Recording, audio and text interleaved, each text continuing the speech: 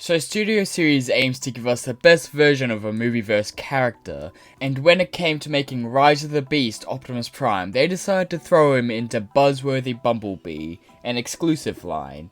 And as a result, he's become a figure that almost everybody's trying to track down. So today, we're gonna see if it's worth it. This is a review for buzzworthy Bumblebee Studio Series Rise of the Beast Optimus Prime. Also, if you hear a grinding sound during this video, that's my neighbor deciding to do something. He decided to do that when I decided to start recording. I couldn't physically help that, so that's what that sound is. Starting out in vehicle mode, Optimus turns into his red and blue cab over truck, which looks amazing from the front. Now, go into the back of him, we've got this mess, which I'm fine with. There's only so much they can do, and it doesn't look that bad. It can actually hold some weapons in it, but sure, looking at it just straight on, it doesn't look that good, but it doesn't really matter. There's an upgrade kit coming out if you really want to fix it, but honestly, I don't think you need to. It blends in quite fine. And if you have the old Studio Series 38 Bumblebee Optimus Prime, I think it is, you can actually swap his legs over. I have seen that, but personally, he's fine as he is. And looking at the front of the cab, he looks good. It's got all these little details. Now, the grill section is flat, which it wasn't that flat in the movie, but this is just so it can sit flat in robot mode. It's fine. I'm fine with it. I just love how he looks. Now, the grey on the top is a bit annoying, but you can obviously get some toy hacks to cover that once they bring out a set. Obviously, there's no trailer port on this one because they weren't designing it with a trailer in mind. One thing that does annoy me is these little gas canister things on the side. They just don't look that good and they fold in way too easily, which personally annoys me, but I don't know, it's something I can live with. But yeah, he's a really nice truck. And something I've noticed, if you take these side panels and flip them up, there's actually the Autobot insignia for the shoulders. And if you fold them up, you can keep them there for vehicle mode, which is something that's quite nice.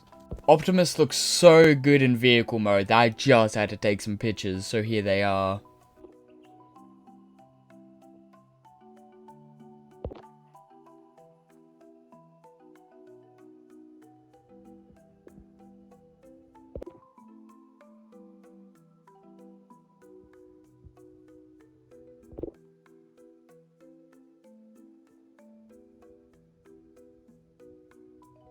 Transformation is a fun process in my opinion. I like how it's how it folds around and everything. It's nice and fun. I enjoy how the arms fold in on themselves to get that smooth look. The only part that I don't really like is the legs. I mean, they're simple, but they're not really that fun. And I don't like untabbing the head either. That's another thing I don't like. But it is pretty much the Studio Series 38 Optimus Prime's transformation with a lot of tweaks. It's a nice fun process. One thing that I don't like but they had to do is the shoulders. I prefer my Optimus as having the shoulders built the other way around, but for this toy they had to build them the way they are, meaning we get weird shoulders. I'll go over in articulation. But I don't like how they transform. It's just something that feels weird when I do it, so I can deal with it. It's not really an issue, but it's something that personally annoys me. Here we are in robot mode, and wow, Prime looks amazing. He looks pretty much exactly like he did on screen, which I love very much. Like, he's got all these nice greeblings and everything. Like, normally I don't care about how movieverse characters look, because most times they look not that good to my eye personally, but this Optimus looks amazing. I love all his waist details, I love his arm details and his leg details. Even his head looks amazing. And even going around to the back, sure it's just a flat red, but it looks great. You can tell all these detailings are here, that some of these actually carried over from the Bumblebee model itself, which I love quite a bit.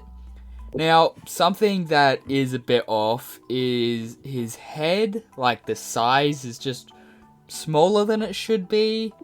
I don't know, his body feels big and his head feels small. It's the same issue I actually had with the mainline release of the Optimus figure for Rise of the Beasts. It's not something I brought up in that review, but his head feels small. I don't know, that might just be me seeing things, but it does look kinda small when you look at it. And something else I've noticed with this Optimus is he's actually quite thick in the legs, which, I mean, that's how he looked in the movie, so I'm not knocking any points here. I'm just saying what sticks out to me. But yeah, I love how this Optimus looks, like all the shin detail, all the chest detail. He just looks really good. Articulation on Optimus Prime is quite nice. Starting off, he has a ball joint at the head, allowing for up, down, and swivel. His arms are on hot rod joints, which is really annoying for posing, but it's something you can get around. And if you actually move him back, you can get some backwards butterflies, but it's a bit tight to do that, so I personally don't. His arms go all the way around. There's bicep swivel, double jointed elbows, which I quite like quite a bit. Wrist swivels. His waist swivels. He has a quite deep ab crunch meant for transformation, but also ab crunches. His legs are quite funny. There's no back, but they're on a special joint, allowing for a deep kick, which I quite like quite a bit. But it is a weird joint to put on him, but there's only so much they could do with how they made him. There's a thigh swivel, knee bends about 90, and foot swivels as well as pivots. Also, legs go out to the side quite far. Forgot to mention that. Accessory-wise, he's a little lacking, but not too much. Starting off, he comes with his sword. Now, in the movie, this was a sword with orange on it for, like, Energon, as it's an Energon sword, one of the few carryovers from the Michael Bay era, where he just had Energon swords for some reason, which I quite like. You can peg it into the side of his arm or into his hand directly, but what I like doing is putting it in this little porthole on the side of the arm to get it look like it's coming out of his wrist, which I quite like how it looks. All it needed was a little orange. That's all I'm asking for, and it would have been perfect. But as it is, it's quite nice. Now, he also comes with his arm cannon. Now, this is a lot shorter than it looked like in the movie, which I suppose is not good. But personally, I don't like hand cannon stuff. I have mentioned this before. But I would have liked to get the actual sized hand cannon. But this can peg just right onto his wrist, which is fine. I personally would have been fine if it wasn't included. But altogether, this is a nice couple accessories that he does come with. But putting Optimus's accessories and posability together, he looks so good in robot mode that I just had to take some pictures, so here they are.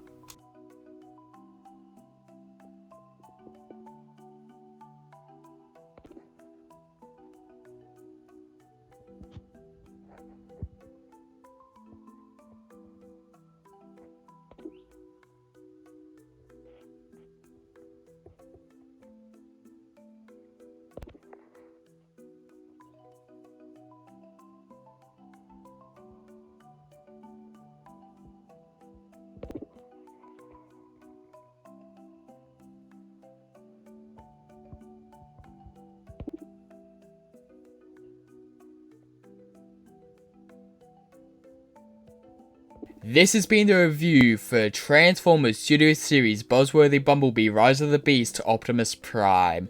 Tell me, what do you think of this figure? Do you like him? Do you have him, or do you plan on not getting him altogether? Personally, I think he's a really good figure and really worth the price he's packaged with. Down here, that's about $50. I reckon it was worth the price. It may seem like a little much, but for what you get, it's really fun and everything. But this is all up to you if you want to get him or not. But personally, I say go for it. Thanks for watching.